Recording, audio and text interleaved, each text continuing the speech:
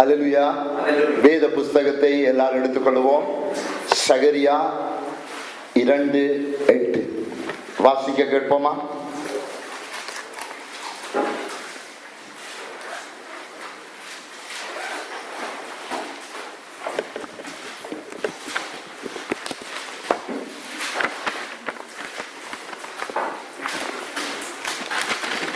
சகரியா 2:8.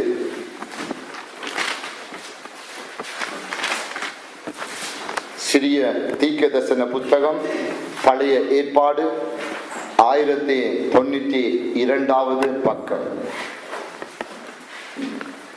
பிற்பாடு மகிமை உண்டாகும் என்று சேனைகளின் கர்த்தர் சொல்லுகிறார். பிற்பாடு மகிமை உண்டாகும் என்று சேனைகளின் கர்த்தர் சொல்லுகிறார். உங்களை கொள்ளையிட்ட ஜாதிகளிடத்திற்கு என்னை அனுப்பினார். உங்களை கொள்ளையிட்ட ஜாதிகளிடத்திற்கு என்னை அனுப்பினார். உங்களை தொடுகிறவன் அவருடைய கண்மணியை தொடுகிறான். உங்களை தொடுகிறவன் அவருடைய கண்மணியை தொடுகிறான். உங்களை தொடுகிறவன் அவருடைய கண்மணியை தொடுகிறான்.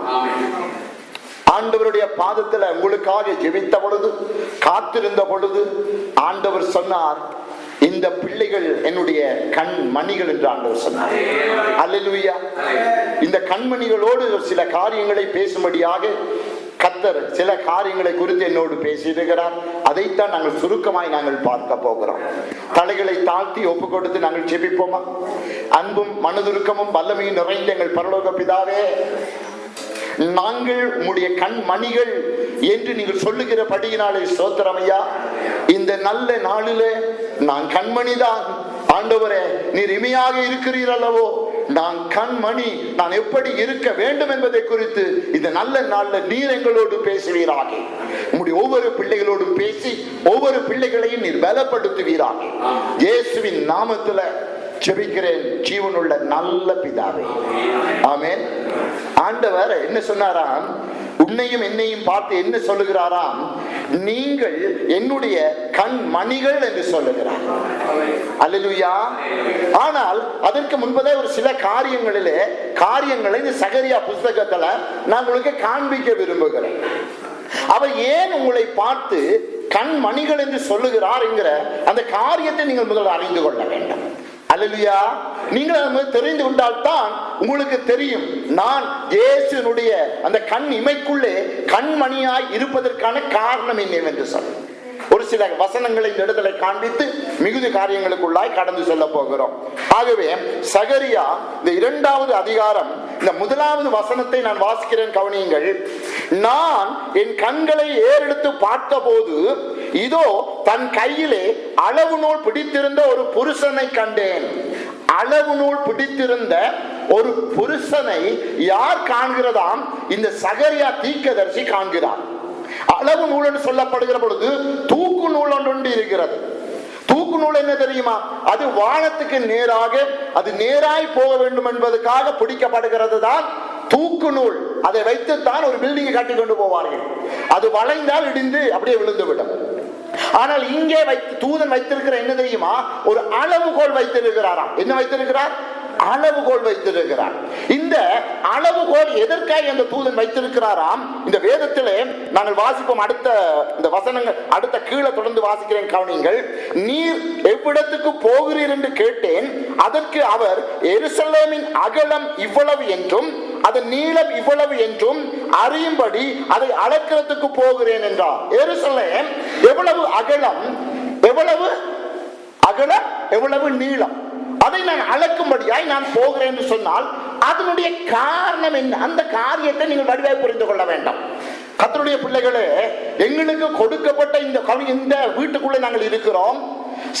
இப்ப எங்களுக்கு பாதுகாப்பு உண்டு. சுத்தி வர 4 சுவர் பத்தில நாங்கள் இருக்கிறோம். இதுக்குள்ளேயே ஒரு 200 பேர் பெருகிவிட்டால் நாங்கள் என்ன செய்வோம்? அப்படியே வெளியே போய் விடுவோம். உண்மையாக சொல்லுங்க பார்க்கலாம். இதுக்குள்ள இருக்க முடியாது, வெளியே போய்விடும். அப்படின்னு சொன்னால் இங்க உள்ளுக்கு இருக்கிற வரைக்கும் தான் எங்களுக்கு பாதுகாப்பு. இந்த சபையில 60 பேர் 60 பேருக்கு தான் இந்த பில்டிங் பாதுகாப்பு தருகிறது. ஆனால் ஒரு 100 பேர் அல்லது 200 பேர் வந்தால் இதுக்குள்ள இருக்க முடியாது. நாங்கள் வெளியே சென்று விடுவோம். ஆனால் வெளியே சென்றால் செல்லுகிறவர்களுக்கு பாதுகாப்பு இல்லை. ஆகவே தான் இந்த தூதன் ஒரு அளவு நூலை பிடித்திருக்கிறாராம். என்னவாம் அது? இந்த இஸ்ரவேல் ஜனங்கள் அவர்கள் பெருகி போய்விட்டார்கள். அவர்கள் பெருகி போய்விட்டார்கள். பெருகுனா எப்படி தெரியுமா? தேவன் கொடுத்த அந்த பாலும் தேனும் தேசத்தை விட்டு அவர்கள் பெருகி போய் இருக்கிறபடியினாலே அவர்களுக்கு பாதுகாப்பு இல்லாமல் போய்விட்டது. ஆகவே தான் இந்த தூதன் என்ன செய்கிறார்? அந்த அளவுகோலை பிடித்து ஒவ்வொரு அந்த இஸ்ரவேல் ஜனங்களுக்கும் ஒரு அக்கினி மதிலை எழுப்ப வேண்டும் என்று சொல்லி அவர் விரும்புகிறார். என்னமா? அந்த அடுத்த வசனத்தை நான் வாசிக்கிறேன், நீங்கள் கவனிங்கள். 2வது அதே அதிகாரத்தில் இருக்கிறது 5வது வசனம். நான் அதற்கு சுற்றிலும் அக்கினி மதிலாயிருந்து அதன் நடுவில் மகிமையாக இருப்பேன் என்று கர்த்தர் சொல்லுகிறார். பாதுகாப்பு இல்லாத உனக்கு பாதுகாப்பை தரும்படியாக என் தேவன் விரும்புகிறவராக இருக்கிறார். அல்லேலூயா. கர்த்தருடைய பிள்ளைகளே, நீங்கள் வெளியே போகிற பொழுது அந்த எல்லையை கடந்து உங்களுடைய ஆசீர்வாதங்கள் பெருகுகிற பொழுது, உங்களுடைய ஆரோக்கியங்கள் பெருகுகிற பொழுது, அதற்கு சில வேலைகளில் வேலை இல்லாமல் போகலாம். வேலை இல்லாமல் போனால் அந்த அந்த பயிர்களை என்ன செய்யுமா? மிருகங்கள் வந்து மேய்ந்து போய்விடும். ஆகவே தான் ஆண்டவர் சொல்லுகிறார், அப்படி வெளியில போய் உங்களுடைய ஆசீர்வாதங்கள் பெருகி கொண்டு போகிற பொழுது அந்த ஆசீர்வாதங்கள் ஒவ்வொன்றையும் அக்கினி மதிலாயிருந்து நான் பாதுகாப்பது போல உங்கள் ஒவ்வொருவரையும் என்னுடைய கண்மணிக்குள்ளே வைத்து என் இமையால நான் வைத்து உங்களை பாதுகாக்கிறேன் என்று ஆண்டவர் சொல்லுகிறார். ஆமென் சொல்லுவோமா? அல்லேலூயா. கண்மணி வந்து இமைக்கு வெளியில வந்தால் அந்த கண்மணிக்கு பாதுகாப்பு இல்லை. ஆகவேதான் அளவு நூல் வைத்திருக்கிறாராம் ஆண்டவர். இமையை போல ஒரு அக்கினி மதிலை எழுப்பும்படியாக அந்த தேவதூதன் வானத்திலிருந்து இறங்கி வந்து விட்டார். எருசலேமில் இருக்கிற நீ, எருசலேமுக்கு பிரியமான நீ, இஸ்ரவேல் சந்ததியான உன்னை கர்த்தர் தன்னுடைய கண் இமைக்குள்ளே வைத்து கண்ணின் மணிகளைப் போல பாதுகாப்பேன் என்று சொல்லுகிறாரே, எவ்வளவு கரிசனை உள்ள தேவன் அம்மா, எவ்வளவு அன்புள்ள தேவன். அவர் உன்னை விட்டு விலகுவது இல்லை, அவர் உன்னை கைவிடுவதும் இல்லை. நீ அவருடைய அந்த கண் அந்த இமைக்குள்ளே பாதுகாப்பாக இருக்க வேண்டும் என்று சொல்லி ஆண்டவர் விரும்புகிறார். ஆமென் சொல்லுவோமா? அல்லேலூயா, அல்லேலூயா. ஆகவே கவனிங்க, சகரியா 2:4 ஒரு வசனம் இருக்கிறது, வாசிக்கிறேன். இவனை அவர் நோக்கி, நீ ஓடி இந்த வாலிபனிடத்தில் சொல்ல வேண்டியது என்னவென்றால், எருசலேம் தன் நடுவிலே கூடும் மனுஷரின் திரளினாலும் மிருக ஜீவன்களின் திரளினாலும் மதிலில்லா பட்டணங்கள் போல வாசத்தலமாயிருக்கிறது. ஆமென் சொல்லுவோமா? அது பெருகினபடியினாலே அதுக்கு காவல் இல்லாமல் போயிட்டு வாசத்தலம் இல்லாமல் போய்விட்டது. ஆகவே நீ பெருகி கொண்டு ஆஸ்வதிக்கப்பட்டு வளர்ந்து வருகிற பொழுது என்னுடைய தேவன் சொல்லுகிறார், அக்கினி மதிலை போல என் இமைகளை வைத்து நான் கண்ணின் மணிகளைப் போல உன்னை நான் பாதுகாப்பேன் என்று சொல்லுகிறார். ஆமென் சொல்லுவோமா? உன்னுடைய ஆசீர்வாதங்களை பாதுகாக்கிற தேவன் மறந்து விடாது. உன்னுடைய ஆசீர்வாதங்களை பாதுகாக்க நீ தேவனிடத்திலே அவருடைய கண்மணி ஆயிருக்கிறாய் என்பதை மறந்து விடாதே. ஆகவேதான் இந்த இடத்துல சொல்லுகிறார், நீ எனது கண்மணி. நீ எப்படிப்பட்ட, நீங்கள் நாங்கள் எப்படிப்பட்ட தேவனுக்கு கண்ணின் மணிகளா? அப்ப எங்களை பாதுகாக்கிறவர் யார் தெரியுமா? எங்களை பாதுகாக்கிற தேவன் அவர் உறங்குவதும் இல்லை, அவர் தூங்குவதும் இல்லை. உடைய கண்மணி சில வேளைகளிலே தூங்கலாம், நித்திரை கொள்ளலாம், ஆனால் இமை தூங்குவது இல்லை. அது மூடப்பட்டு இருக்கிறதே ஒழிய அது தூங்குவது இல்லை. ஆமென் சொல்லுவோமா? இமையை போல இருக்கிறதான ஆண்டவராகிய இயேசு கிறிஸ்து உன்னையும் என்னையும் பாதுகாக்கிறவராக இருக்கிறவர். அவர் தூங்குவதும் இல்லை, அவர் உறங்குவதும் இல்லை. அவர் தன்னுடைய அந்த இமைக்குள்ளாக வேலி அடைத்து, அக்கினியின் வேலி அடைத்து உன்னை அழகாய் பாதுகாத்துக் கொண்டு வருகிறாரே. அந்த தேவன் எப்படிப்பட்ட தேவன்? உன்னை ஆசீர்வதிக்கிற தேவன் அல்லவா? உன்னோடு வருகிற தேவன் அல்லவா? உன்னை பாதுகாக்கிற தேவன் அல்லவா? அந்த தேவன் அவர் இந்த நல்ல நாளில் சொல்லுகிறார், நீ என்னுடைய கண்ணின் மணி. ஆமென் சொல்லுவோமா? அல்லேலூயா, அல்லேலூயா. கவனிங்க, இந்த இடத்துல சகரியா 2:5 நான் வாசிக்க நினைக்கிறேன். சகரியா 2:5 கவனிங்க. நான் அதற்கு சுற்றிலும் அக்கினி மதிலாயிருந்து அதன் நடுவில் மகிமையாக இருப்பேன். எப்படி இருப்பாரான்னு சொல்லுங்க பார்க்கலாம். மகிமையாக இருப்பாரா? அவர் மகிமையாக இருந்தா அவருடைய கண் அந்த இமைக்குள்ள இருக்கிற நீ மகிமை உள்ள மகள் என்பதை மறந்து விடக்கூடாது. ஆமென் சொல்லுவோமா? இமை மகிமை உள்ளதா இருந்தால் அந்த இமைக்குள்ள இருக்கிற கண்ணின் மணியாகிய நீங்கள் மகிமை உள்ளவர்கள், நீங்கள் மகத்துவம் நிறைந்தவர்கள், நீங்கள் ஆசீர்வதிக்கப்பட்டவர்கள், தேவனுக்கு பிரியமானவர்கள். அருமையான கர்த்தருடைய பிள்ளைகளே, ஆமென். ஆனால் ஆண்டவர் சொல்லுகிறார், நீ என்னுடையவன், நீ என்னுடைய கண்ணின் மணி என்று சொல்லிவிட்டாரே, நீ கண்மணியா இருப்பாயாக இருந்தால் உனக்குள்ளே 3 காரியங்கள் வெளிப்பட வேண்டும். ஆமென் சொல்லுவோமா? அல்லேலூயா. அதைத்தான் ஆண்டவர் இந்த நல்ல நாளை உங்களுக்கு சொல்லும்படியாக சொன்னார். நீ கண்ணின் மணியா இருப்பது முக்கியம் அல்ல, கண்ணின் மணியா இருக்கிறவர்கள் இப்படி இருக்க வேண்டும் என்று ஆண்டவர் விரும்புகிறார். ஒரு 3 காரியத்தை சுருக்கமாய் பார்க்க போகிறோம். ஆமென் சொல்லுவோமா? இந்த வேதத்துல கர்த்தருடைய பிள்ளைகளே, அருமையான இந்த கண்ணின் மணி யார் என்று சொல்லி தேடி பார்க்கிற பொழுது கர்த்தர் எனக்கு ஒருவரை காண்பித்தார். ஆமென். அந்த ஒருவரை வைத்துத்தான் நான் இந்த நல்ல நாளில் நான் சுருக்கமாய் உங்களோடு கூட நான் பேச போகிறேன். ஆமென் சொல்லுவோமா? கண்ணின் மணி, நான் அவரை பார்த்தேன். அநேகரை ஒப்பிட்டு நான் பார்க்கிற பொழுது தேவனுக்கு அவரை முன்பதாய் கொண்டு வந்து காட்டினார்.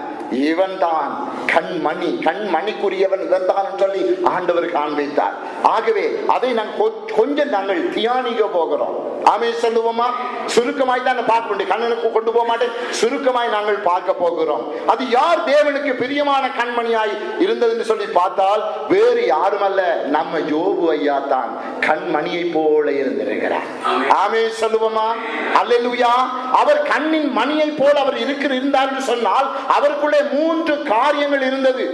ஆகவே தான் அவர் இரட்டத்தனியாக ஆசீர்வதிக்கப்பட்டார். நீயும் நானும் ஆசீர்வதிக்கப்பட வேண்டும் என்று சொன்னால் இந்த நல்ல நாளில் சொல்லுகிறார் ஆண்டவர், அந்த யோபு எனக்கு முன்பதாய் எனக்கு பிரியமான ஒரு கண்ணின் மணியாய் இருந்தானே, அவனுக்குள்ளே இருந்த சுபாவங்கள், அந்த சுபாவங்கள் என்னுடைய பிள்ளைகளுக்குள்ளும் காணப்பட வேண்டும், அதை நான் விரும்புகிறேன் என்று ஆண்டவர் சொல்லுகிறார். ஆமென் சொல்லுவோமா? அது என்னையா, அது என்னமான்னு நீங்கள் கேட்கலாம். முதலாவது எடுத்துக்கொள்ளுங்க, பார்க்கலாம். யோபு 16:16 வாசிங்க. எடுத்தவர்கள் கெதின்னு எடுத்து வாசிங்க. யோபு 16:16 வாசிங்க பார்க்கலாம். யோபு 16:16 வாசிங்க.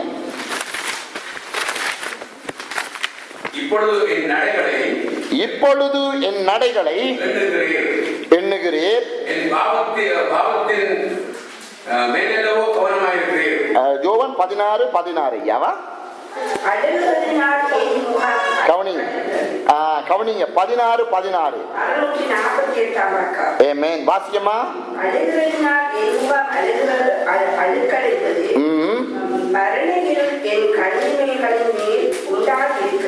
மரண இருள் என் கண்ணிமைகளின் மேல் உண்டாயிருக்கிறது. மரண இருள் கண்ணிமைக்கு மேலே உண்டாயிருக்கிறது.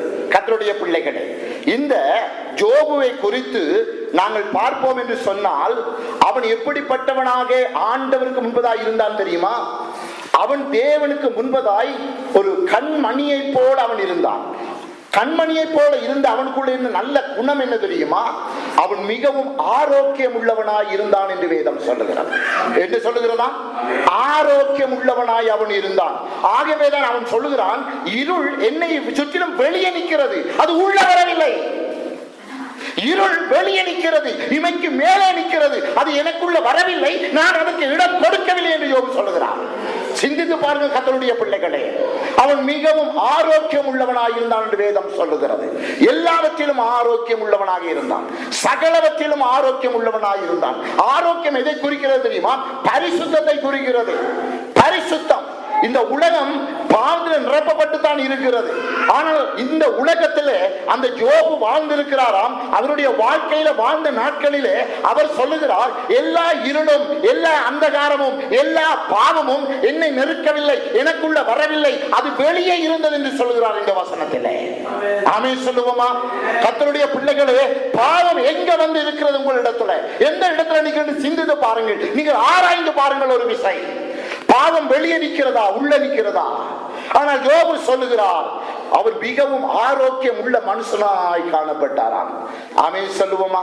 தேவனோடு என்னுடைய கண்கள் உடன்படிக்கை பண்ணி இருக்கிறது, இந்த ஸ்திரியை நான் எப்படி பார்ப்பது? பாத்தீங்களா ஆரோக்கியத்தை? ஆரோக்கியம் உள்ள மனுஷனாக இருந்தாரே, பரிசுத்தம் உள்ள ஒரு மனுஷனாக இருந்தாரே. அவர்தான் தேவனுக்கு பிரியமான கண்ணின் மணி. கர்த்தருடைய பிள்ளைகளே, யோபினுடைய நாட்களில நியாய பிரமாணம் அவருக்கு தெரியாது. பரிசுத்தம் என்று சொன்னால் என்னென்று யாரும் அவருக்கு கற்றுக் கொடுக்கவில்லை. வடிவா நீங்கள் புரிந்து கொள்ள வேண்டும்.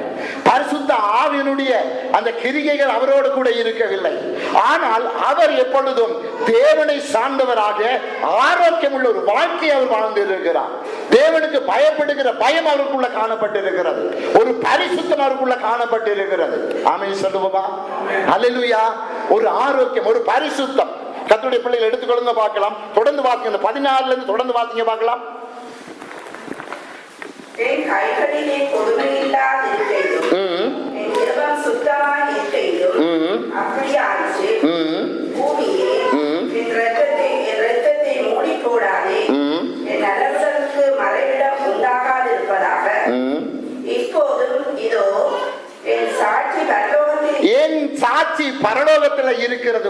யோபு சொல்லுகிறார், என் சாட்சி அது பரலோகத்தில் இருக்கிறது. என்னை குறித்து பரலோகம் அறைந்திருக்கிறது. என்னை குறித்து பரலோகம் திறந்திருக்கிறது. என் தேவன் திறந்து வைத்திருக்கிறார் என்று ஆனந்தமாய் சொல்லுகிறாரு. இவர் எப்படிப்பட்ட பரிசுத்தம் உள்ள தெய்வம் அம்மா! எவ்வளவு ஆரோக்கியம் அவருடைய வாழ்க்கையில்! ஊழியக்காரருடைய ஆலோசனை அவருக்கு இல்லை, தீர்க்கதரிசியுடைய ஆலோசனை இல்லை. அந்நாட்களில் அவர் வாழ்கிற பொழுது கர்த்தருக்கு பயப்படுகிற பயத்தினாலே ஒரு ஆரோக்கியமான வாழ்க்கை அவர் வாழ்ந்திருக்கிறார் என்று சொன்னால், உனக்கு முன்பதாய் அப்போஸ்தலரை கர்த்தர் கொடுத்திருக்கிறாரே, தீர்க்கதரிசிகளை கொடுத்திருக்கிறார்களே, போதகங்களை கொடுத்திருக்கிறாரே, சுவிசேஷங்களை கொடுத்திருக்கிறாரே, இயேசு பரிசுத்த ஆவியானவரை கொடுத்திருக்கிறாரே. இவ்வளவு தந்தும் பாவம் உனக்குள்ள வருவதற்கு நீ இடம் கொடுப்பது ஏன்? ஏன் இடம் கொடுக்கிறாய்? ஏன் இடம் கொடுக்கிறாய்? ஆனால் யோபுவுக்கு அந்நாட்களிலே ஒருவருமே இல்லை. அப்படி அவர் வாழுகிற காலத்திலேயே அவர் பரிசுத்தமாய் ஆரோக்கியமாய் வாழ்ந்திருக்கிறார் என்று சொன்னால், அவரை போல இந்த உலகத்துல யாரம்மா கண்மணி? நீ கண்மணியோ அல்லது யோபு கண்மணியோ? நீ சிந்தித்து பார். ஆகவே ஆண்டவர் எதிர்பார்க்கிறது என்ன?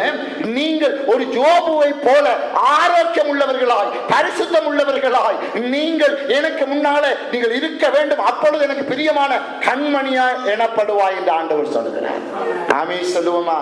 கண்மணி என்று சொன்னாலே இந்த கண்மணியிலே ஆரோக்கியம் காணப்பட வேண்டும், சுகம் காணப்பட வேண்டும், பரிசுத்தம் காணப்பட வேண்டும். அது இல்லாவிட்டால் நாங்கள் யாரையும் பார்க்க முடியாது. பார்க்க முடியுமோ? பார்க்க முடியாதே, பார்க்க முடியாது. ஆகவே கண்கள் என்று சொன்னால் ஆரோக்கியம் இருக்க வேண்டும். அந்த ஆரோக்கியத்துக்கு வழி என்ன தெரியுமா? பரிசுத்தத்தை தேடுவது, பரிசுத்தத்துக்காக அர்ப்பணிக்கிறது, பரிசுத்தத்தை நாங்கள் எப்பொழுதும் வாஞ்சித்துக் கொள்ளுவது, அந்த பரிசுத்தத்துக்காக ஒரு வாழ்க்கை வாழ்வது. அப்படி நாங்கள் வாழ வாழ வாழ வாழ வாழ ஒரு ஆரோக்கியம் உள்ள மகனாய் மகளாய் நான் மாறுவேன். ஆமென் சொல்லுவோமா? ஒரு ஆரோக்கியம் உள்ள மகனாய், ஆரோக்கியம் உள்ள ஒரு மகளாய் நீ மாறுகிற பொழுது நடக்கிற அற்புதம் என்ன தெரியுமா? இயேசு தன்னுடைய இமைக்குள்ளே உன்னை கண்மணியை போல அவர் உடனே வைத்துக் கொள்கிறாராம். வைத்துக் கொள்ளுகிறாராம். ஆமென் சொல்லுவோமா? அல்லேலூயா. ஆரோக்கியம் உள்ள வாழ்க்கை ஒன்று வாழ உங்களை அர்ப்பணி. அநேக காரியங்களை குறித்து பேசினார், அதுக்கு எனக்கு நேரம் போதாது. இரண்டாவது காரியத்துக்கு நான் செல்ல போகிறேன். ஆமென் சொல்லுவோமா? அல்லேலூயா. பரிசுத்த வாழ்க்கை. ஒரு பரிசுத்தம், பரிசுத்தமாய் வாழ்ந்தானா? பரிசுத்தத்தோடு வாழ்ந்தான். நண்பர்கள் வந்து தூசித்தார்கள், மனைவி வந்து தூசித்தாள், பிசாசு ஒரு பக்கத்தில் நெருக்கி தூசித்தான். எவ்வளவு சொல்லியும் ஆனால் அவன் என்ன செய்கிறான் தெரியுமா? கர்த்தர் மேல வைராக்கியமாக இருக்கிறானாம், ஆரோக்கியமாக இருக்கிறானாம், பரிசுத்தம் உள்ளவனாக இருக்கிறானாம். அப்படிப்பட்ட பரிசுத்தத்தை தான் கர்த்தர் இந்த நல்ல நாளிலே உன்னிடத்திலையும் என்னிடத்திலையும் ஆண்டவர் எதிர்பார்க்கிறார். உன்னை நீ அர்ப்பணிக்கிறாயா? அந்த யோபுனுடைய இமைக்குள்ள வரவில்லையா? இமையின் மேலே இருள் இருந்தது வேதம் சொல்லுகிறது. எங்கே இருந்ததா? இமையின் மேலே இருந்தது. ஆனா நாங்கள் என்ன செய்வோம் தெரியுமா? அழகான பெண் பிள்ளை போகிற பொழுது, நடந்து போகிற பொழுது பார்க்கிற பார்வை இச்சையோட பார்த்து அந்த இருள் அப்படியே வந்து எங்களுக்கு கண்களுக்குள்ளாக வந்து இருதயத்துக்குள்ளாக வந்து அந்த ஆத்துமாவை கெட்டுப்பாக பண்ணுகிறது. அவருடைய ஆத்மா கெட்டு போவதற்கு காரணம் என்ன? அவன் ஆசீர்வதிக்கப்பட காரணம் என்ன? அவன் வந்த பாவங்கள் வந்து சூழ்ந்ததுதான், இருள் சூழ்ந்ததுதான். ஆனா இமைக்கு அந்த இமையோடு நின்று விட்டது. உள்ளே அவன் எடுத்துக்கொள்ளப்படவில்லை, அவன் எடுத்துக்கொள்ளவில்லை உள்ளே. ஆகவேதான் ஆண்டவர் சொன்னார், ஒரு பெண்ணை நீ இச்சையோடு பார்த்தால் பாவம் செய்தாயிற்று. இயேசு ஆலோசனை சொல்லியும் பாவம் செய்கிறோமே, தீர்க்கதரிசிகள் ஆலோசனை சொல்லியும் பாவம் செய்கிறோமே, ஊழியக்காரர்கள் சொல்லியும் பாவம் செய்கிறோமே. ஆனால் யோபு அந்நாட்களில் வாழுகிற பொழுது ஆரோக்கியம் உள்ள ஒரு வாழ்க்கை வாழ்ந்தான் அல்லவா? அவனை போல ஒரு கண்மணி இந்த உலகத்துல யாரம்மா? ஆகவேதான் ஆண்டவர் சொன்னார், ஜோபுவே அந்த கண்மணி, அவன் ஆரோக்கியம் உள்ளவன். அந்த ஆரோக்கிய வாழ்க்கைக்கு உன்னை அர்ப்பணி. ஆண்டவரே, நான் உம்முடைய கண்மணிதான், உம்முடைய கண்மணிதான், ஆனால் நான் ஆரோக்கியமாக இருக்க, நான் பரிசுத்தமாக இருக்க என்று நான் அர்ப்பணிக்கிறேன். இன்றில இருந்து ஆண்டவரே ஒரு பரிசுத்த வாழ்க்கை நான் வாழப் போகிறேன். ஆண்டவர் ஆரோக்கியம் உள்ள ஒரு வாழ்க்கை வாழப் போகிறேன். எந்த பாவம் உள்ள வராதபடி தடுக்க போகிறேன். ஆண்டவரே, காதுகள் வழியா உள்ளே வர முடியாது, கண்கள் வழியா உள்ளே வர முடியாது, என் கரங்களூடாக உள்ளே வர முடியாது, என் நான் நடக்கிற நடையினூடாக உள்ளே வர முடியாதபடி நான் வேலை அடைக்கிறேன் என்று நீ ஒப்பு கொடுக்கிற பொழுது நீ கர்த்தருடைய கண்ணின் மணியை போல மாறுவாய். கர்த்தருடைய பிள்ளைகளே, ஆமென். ஆண்டவர் சகல ஆசீர்வாதங்களையும் அக்கினி மதிலை போன்ற அக்கினி ஜுவாலையை அனுப்பி உன்னுடைய ஆசீர்வாதங்கள், நீ கையிட்டு செய்கிற வேலைகள் சகலவற்றையும் ஆண்டவர் ஆசீர்வதித்தார். நாங்கள் ஆசீர்வாதத்தை இழப்பதற்கு காரணம் என்ன தெரியுமா? எங்களுடைய வாழ்க்கையில நாங்கள் ஆரோக்கியமாய் நடக்காத நிமித்தம் தான் எங்களுக்குள்ள வருகிற பாவங்கள் சகல ஆசீர்வாதத்தையும் இழுத்துக் கொண்டு வெளியே போய் விடுகிறது. யோபு தன்னை காத்துக்கொண்டான். ஆரோக்கியமாய் தன்னை காத்துக் கொண்டபடியினாலேதான் அவன் தேவனுக்கு பிரியமான கண்மணி எனப்பட்டான். ஆமென் சொல்லுவோமா? கர்த்தருடைய பிள்ளைகளே, அவனே ஆரோக்கியம் உள்ள பரிசுத்தம் உள்ள ஒரு மகன். இரண்டாவது காரியம், அந்த யோபுக்குள்ள காணப்பட்ட காரியத்தை பார்ப்போமா? எடுத்துக்கொள்ளுங்க, பார்க்கலாம். யோபு 1:20. யோபு 1:20 வாசிங்க, பார்க்கலாம்.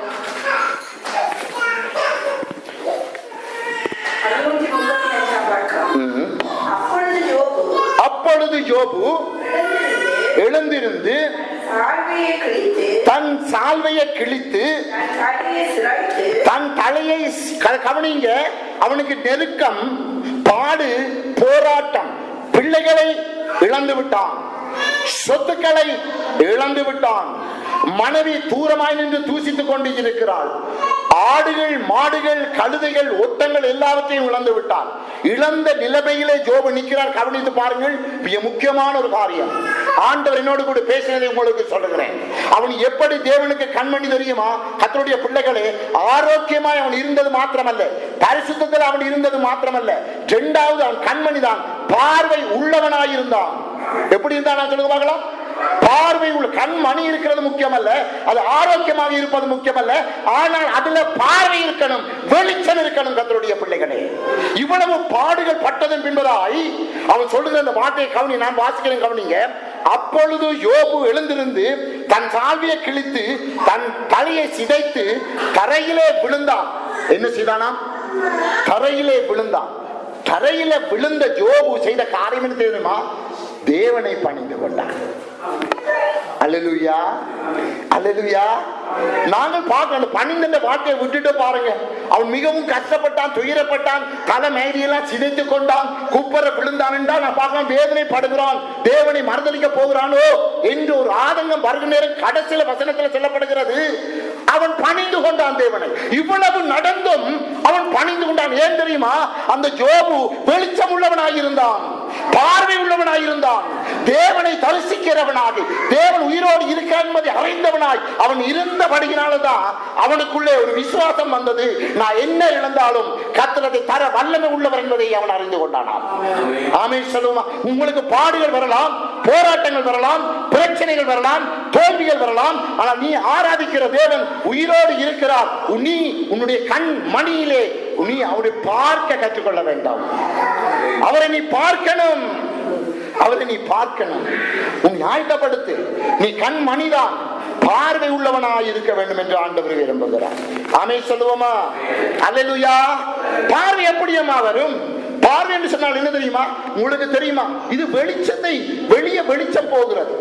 உங்களோட கண்கள்ல இருந்து உங்களுக்கு தெரியாமலே ஒரு வெளிச்சம் கடந்து போகிறது.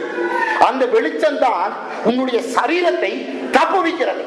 நீ நடந்து போகிற பொழுது பள்ளத்துல நீ விழுந்து விடாதபடி உன்னை காத்துக் கொள்ளுகிறது அந்த வெளிச்சம் தான். உனக்கு தீமைகள் வருகிற பொழுது கவனிங்க, யாராவது உங்களுக்கு அடிக்க கொண்டு வந்த உடனே உங்களுடைய சரீரமே டக்குன்னு பாதுகாத்துக் கொள்ளுகிறீங்களே, அதற்கு காரணம் அந்த வெளிச்சம் தான். அது என்ன தெரியுமா? இந்த யோபு வெளிச்சத்தை பெறுவதற்கு தேவனுடைய வல்லமையை அவர் பெற்றுக் கொண்டாரா? ஆமென் சொல்லுவோமா? அல்லேலூயா. எல்லாரும் அல்லேலூயா சொல்லுவோமா? அல்லேலூயா. கவனிக்கிறீங்களா இங்க? ஆமென். யோபு ஆரோக்கியம் உள்ளவனாயிருந்தான், இரண்டாவது வெளிச்சம் உள்ளவனாயிருந்தான். ஆரோக்கியம் என்றால் பரிசுத்தத்தை குறிக்கிறது, வெளிச்சம் என்று சொன்னால் வல்லமை குறிக்கிறது. அவன் வல்லமை பெற்றிருந்தபடியினாலதான் எல்லாவற்றையும் சகித்து கொண்டானம்மா. நீ தேவ வல்லமையை பெற்றுக்கொள். தேவ வல்லமையை குறித்து ஆண்டு சில காரியங்களை சொன்னார். நேரம் போதாது. நீ தேவ வல்லமையை பெற்றிருப்பாயாக இருந்தால் யாரும் உன்னை மேற்கொள்ள முடியாது. எந்த தோல்விக்கு நீ அஞ்ச மாட்டாய், எதை கண்டு நீ பயப்பட மாட்டாய். எதற்கும் தேவன் இருக்கிறார் என்ற வைராக்கியத்தோடு தேவனோடு நடக்க உன்னை நீ அர்ப்பணிப்பாய். ஆமென் சொல்லுவோமா? இன்னைக்கு அநேகருக்கு வல்லமை இல்லை. பிசாசை கண்டோட பயந்து போகிறார்கள், வீடு இல்லை என்றோட பயந்து போகிறார்கள், விசா இல்லை என்றோட பயந்து போகிறார்கள், வேலை இல்லை என்று பயந்து போ. வல்லமை என்ன? வல்லமை ஆண்டவர் இருக்கிறார் என்கிறதான அந்த வல்லமை தேவனிடத்துல வேத வசனங்களால் நிரப்பப்பட்டு தேவ வல்லமையை பெற்றுக் கொள்ளுகிற பொழுது நீ வெளிச்சம் உள்ள ஒரு மகனாய், வெளிச்சம் உள்ள ஒரு மகளாய் நீ மாறுவாய். ஆமென் சொல்லுவோமா? ஜோபு ஆரோக்கியம் உள்ளவன் தான், அவன் பரிசுத்தம் உள்ளவன் தான். இரண்டாவது சொல்லப்படுகிறது அவன் தேவனுக்கு கண்மணியா இருக்கிறதுக்கு காரணம், இரண்டாவது காரியம் அவன் வெளிச்சம் உள்ளவனாய் இருந்தான் என்று வேதம் சொல்லுகிறது. ஆமென் சொல்லுவோமா? நீ வெளிச்சம் உள்ள ஒரு மகனாய் இருக்கிறாயா? வல்லமை உள்ள ஒரு மகளாய் இருக்கிறாயா? வல்லமையினால் நிரப்பப்பட்ட பார்வையுள்ள ஒரு மகனாய் மகளாய் இருக்கிறாயா? நீ இந்த நல்ல நாள்ல ஆண்டோடத்துல ஒப்புக்கொடு.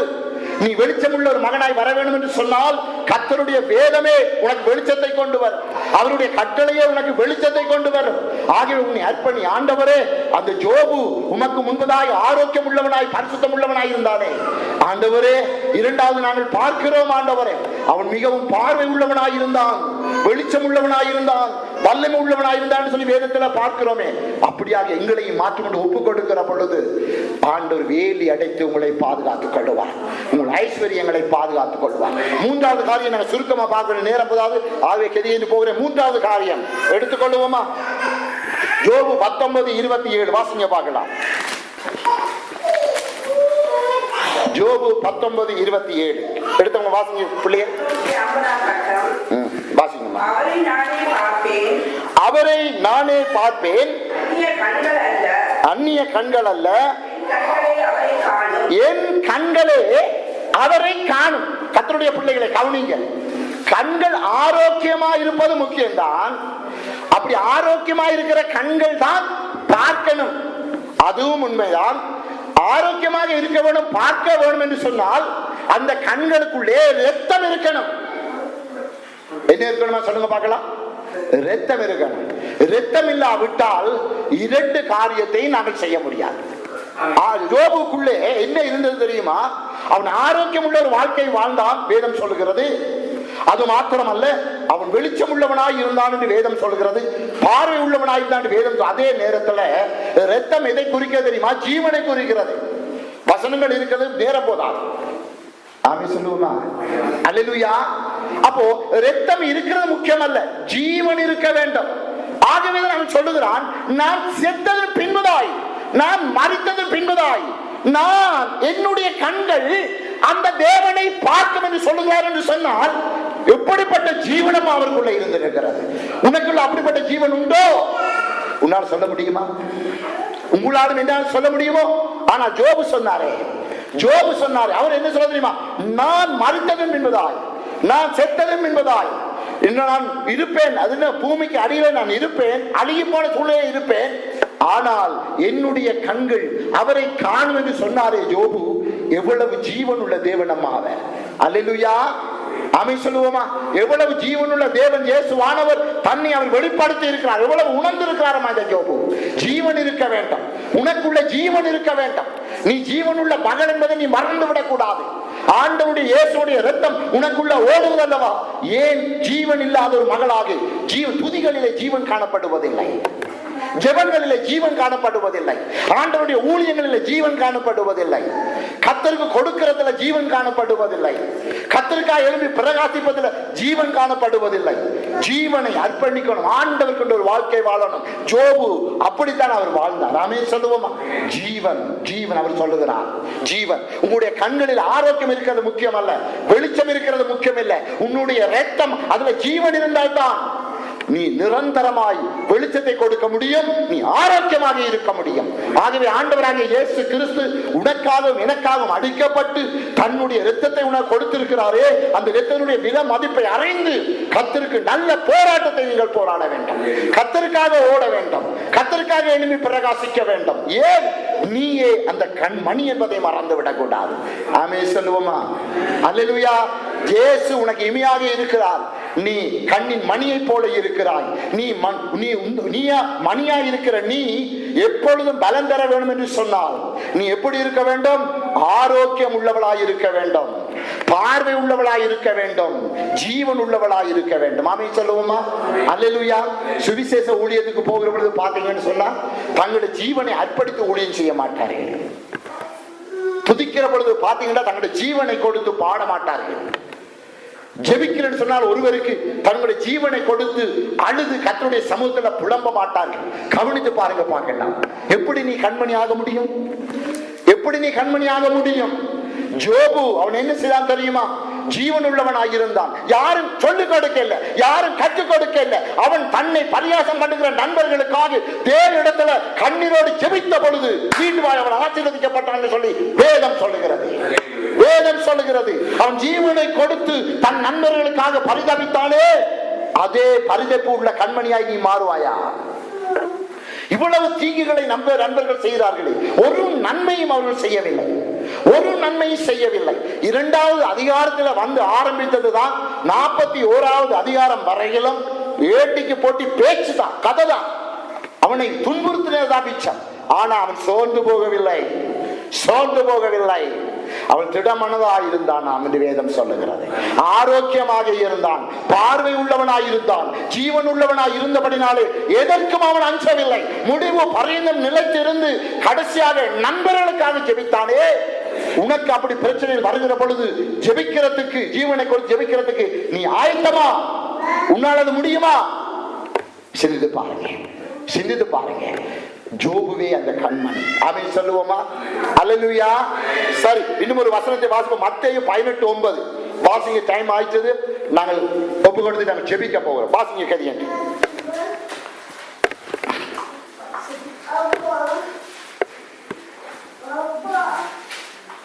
மத்தேயு 18:9 கிடந்து வாசிங்க கதியன். எடுத்த பிள்ளைகள் ஒரு கண்ணு உனக்கு இடர்கள் உண்டாக்கினால் அதை பிடுங்கி எறிந்து போடு, எறிந்து போடு. 2 கண்களுடையவனாய் எரிநரகத்தில் தள்ளப்படுவதை பார்க்கிறோம்.